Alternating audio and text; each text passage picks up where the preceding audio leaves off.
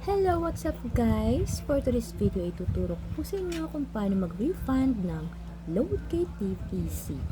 Para dun po sa mga walang alam at nagsisimula pa lang.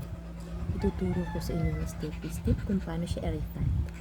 Let's go!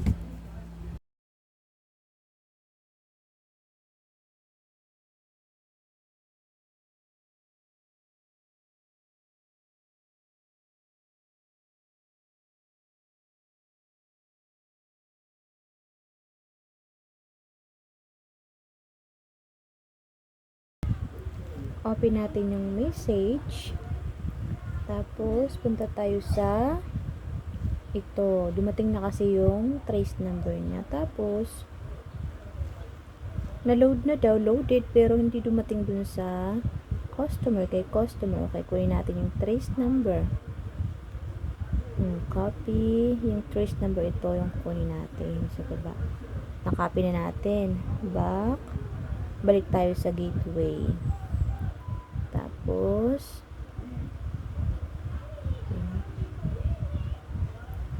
R, F, space, i-paste natin yung pinapin natin na trace number. Tapos, send. Ganun lang kadali. Is 8724 sa gateway.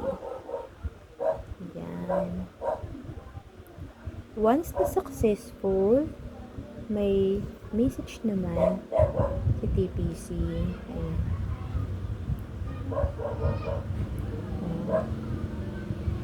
Your transaction for 730.5681 is successful.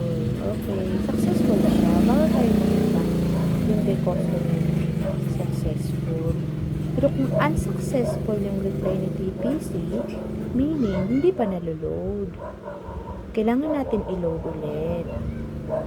Tapos, pag naglo-load tayo ulit, halimbawa, nag-unsuccessful siya, ang ilalagay lang natin, okay, oo, dali-dali, lagyan natin ng comma sa dulo or character.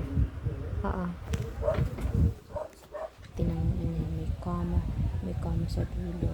Huwag natin isend kasi successful na. Example lang yan. Kasi pag once na di natin ilagyan ng ganyan character sa dulo, ang mangyayari, ang reply ni TPC is duplicate SMS. Yan lang. Thank you for watching.